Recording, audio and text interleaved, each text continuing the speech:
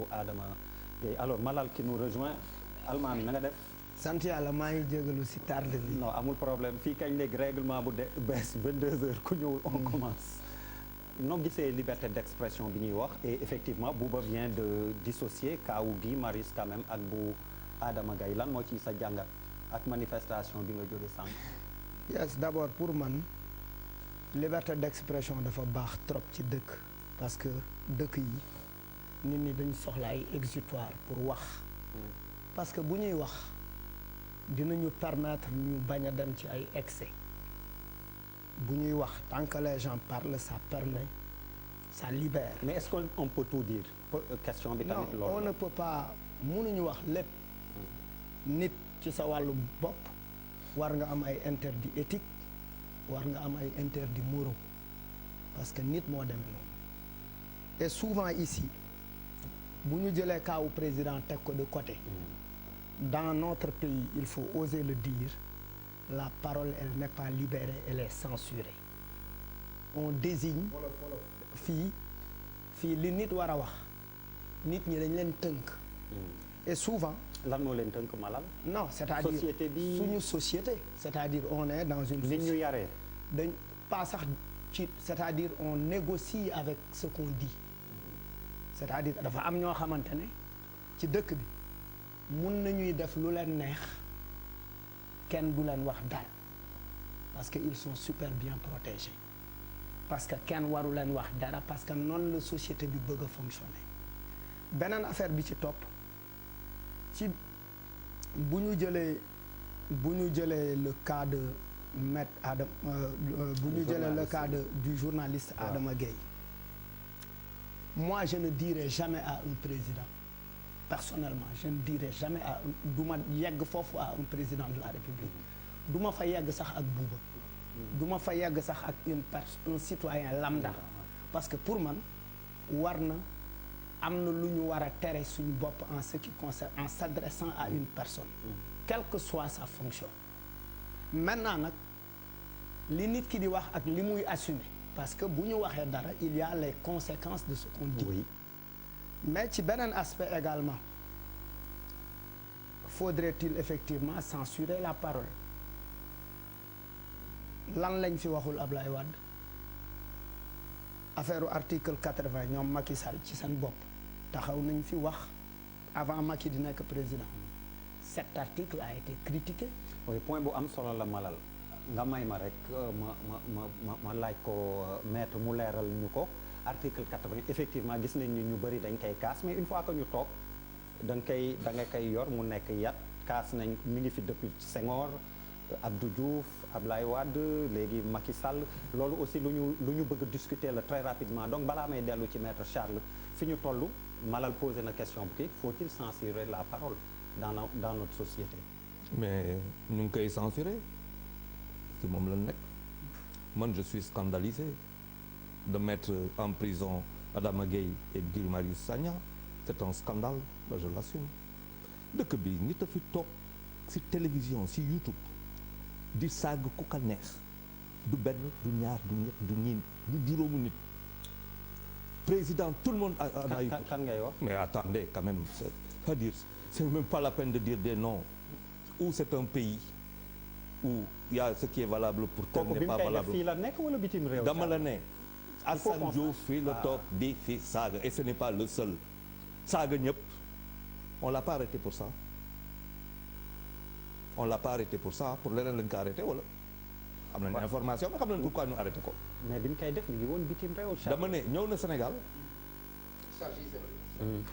lu ñu ko arrêté wuñu ko pour loolu pour leneen ñu ko arrêté boo nekkee Sénégal mun nga wax boo nekkee feneen boo nekk ci Sénégal fan lañ ko teg mais à part ça ñeneen saaga nañ fii tous les jours mais bu ñu doon tëj mais 10 millions 15 millions de Sénégalais boo moytu lay tëj tous les jours ñu saagante suñu biir dóorante suñu biir fan lay mujj Sénégal dépassé na loolu si wàllu démocratie dépassé na ko on n'enferme pas quelqu'un pour yii c'est une aberration de notre démocratie dañu ne liberté d'expression mais liberté d'expression du liberté absolue amul limite c'est pas qu'on va discuter des limites les limites existent elles sont régies par des lois Sénégal mu am benn convention des droits de l'homme boo xamante ne elle date de 1948 Sénégal ratifié ko si biir loolu moo am benn pacte international maître du ma bàyyi ma kii l'article 19 qui confine et qui donne des restrictions sur l'intérêt public sur les droits privés les droits des personnes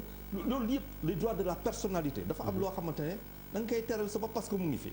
Mais Charles, est-ce que c'est dans notre culture quand même parce que ce que tu dis là c'est l'acceptation quand même des injures et des insultes comme ni nga wax. Souvent Malal parce que on est d'une telle fumisterie dans ce pays fii da ngay toog ci biti nga wax benn gars mu nekk dans la voiture nga wéy da lay saaga saa waaye quand tu vois fii le pot de café là que l'on prend des machines si biti lañ koy sandi on a un problème comportemental. Mais donc Charles, si je te comprends tu es d'accord pour qu'on s'insulte quoi. Non c'est pas je suis d'accord pour qu'on non attends non j'ai dit non je veux pas être trivial mais voilà c'est ce que je dis c'est très facile d'air mais par exemple Charles c'est une question d'éducation par exemple. non déglu ma non tu ne peux pas c'est une question d'éducation non je suis désolé Charles si tu interdis chez toi ñu fay saaga man ma tere ko sama kër Bouba di ko tere këram. mais comment est-ce qu'on va s'insulter dehors? Non ce que j'ai dit c'est clair on n'enferme pas quelqu'un pour ça par contre il faut qu'on regarde nos textes il faut que ñu dugaat ci xoolaat ko dans l'air dans lequel mais yow. ils sont déjà bons. non attends loolu la ñuy wax tey fii tey. Mais il y a des amendes. Il y a des amendes. Les trucs de droit public, d'utilité publique, on peut aujourd'hui l'intégrer dans notre corpus juridique.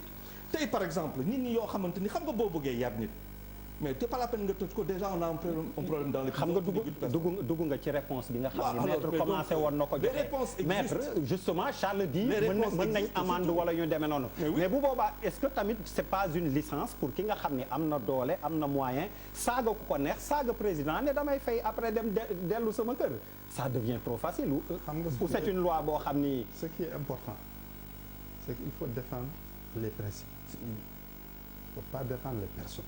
Moi, je ne défends pas les personnes, je défends les principes.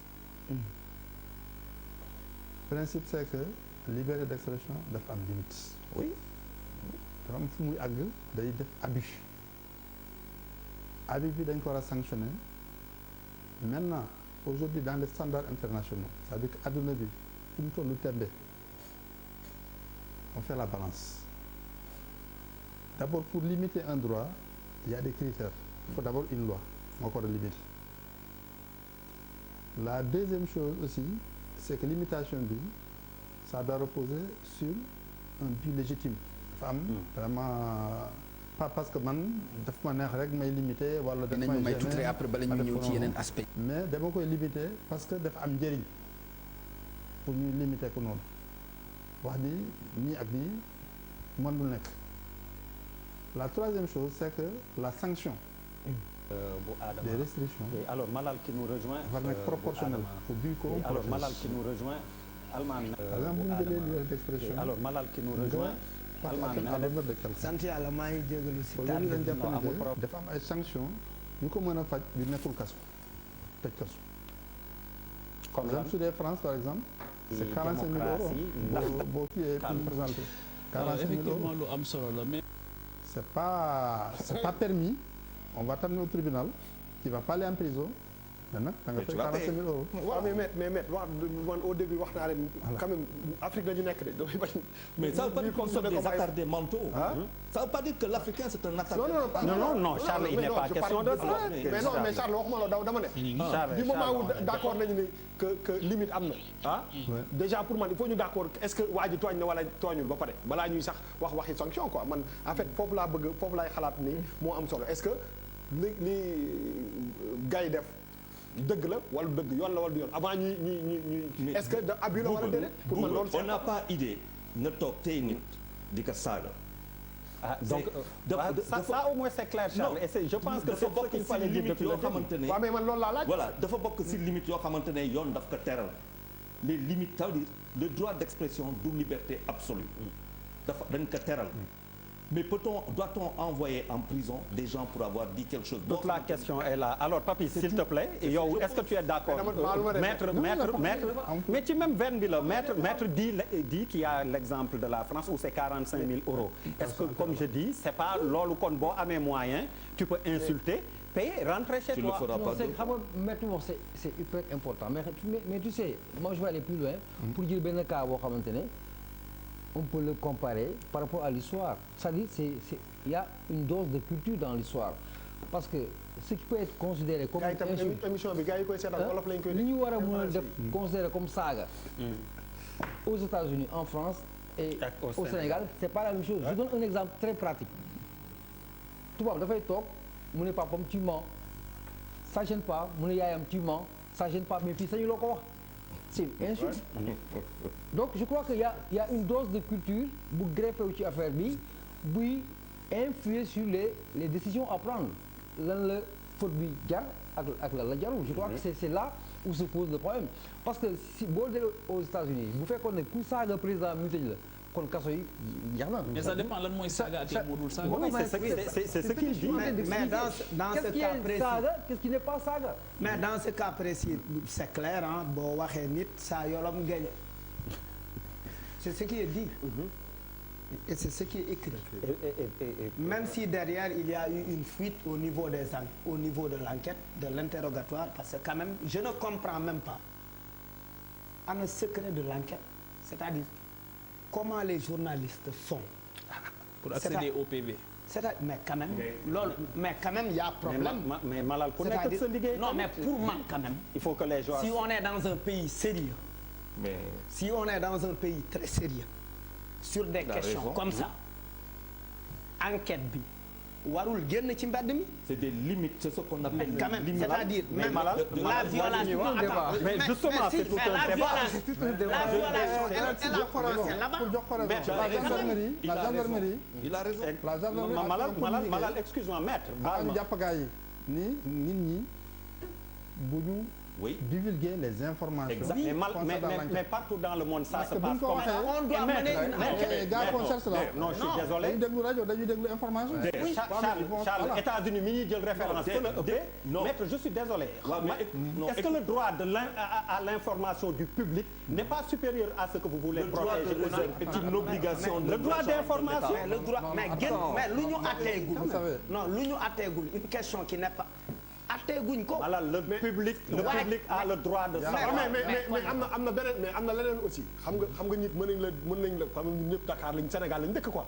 c'est-à-dire que mën nañ ko dugal di ko enquête mu génn ñi ànd ak moom sax avocat am mu ne ko lii man j'ai pas fait ça mu génn ne bon il l'a pas fait il l'a nié gars yi relaté ko aussi quoi fu nekk fuite bi mën na jógee fu nekk ah. il s'est mën na bañ xam nga lu ma la bëgg a wax mën na jógee aussi ci camp bi nit bi nga xam ne moom la ñuy effectivement xam nga nit mën nga génne parce que boo génnee gis sa avocat wax ak moom dara pour des raisons de communication. Avocat bi génn ne en fait de toute façon il a nié ça après mu génn donc pour man a parfaitement raison maître yéen nañu gën a xam ne que les plaidoiries maintenant ce n'est même plus au prétoire c'est dans les radios et les télévisions que vous le faites. Mais am ngeen ay avocats yoo xam ne spécialistes des médias lañ fa la ñuy plaider. xam nga dans ce cas précis une affaire comme Guy Marius Sagna. Oui xam nga cette affaire là tu es obligé de sensibiliser l'opinion.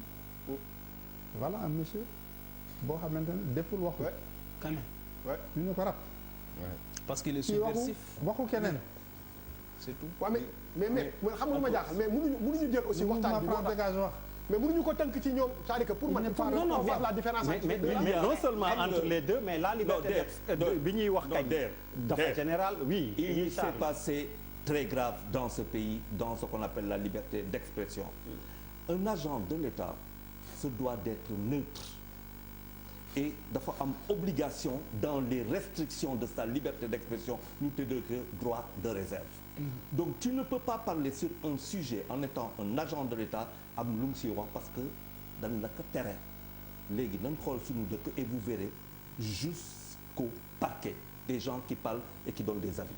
Et Pape Djibril. Non, attends, s'il te plaît. Oui, qui donne des avis. Pour moi, tu avais fini, Charles. Non, qui donne des avis. Ça veut dire quoi? Ça veut dire que tu n'es pas venu sur les motifs. Tu n'es pas venu sur les raisons. waxoo loolu da nga joxe sa avis mais kan laaju la ko mais c'est une faute dañ ko tere droit d'expression limite daf la ko tere l'article 19 du pacte international de ce point de vue daf ko tere gis nañ ko fi et il y a pas très longtemps ça veut dire quoi moi ce que je dis lu may wax dafa yomb mënuñu leen pour maître Kane wala Charles ñoom dañuy ne rëq seen ndigg Papis Bouba wax ñu toog seetaan leen 2 poids 2 mesures yooyu moo fi am te on le dénonce mais alors, ça si on le fait pas sur le principe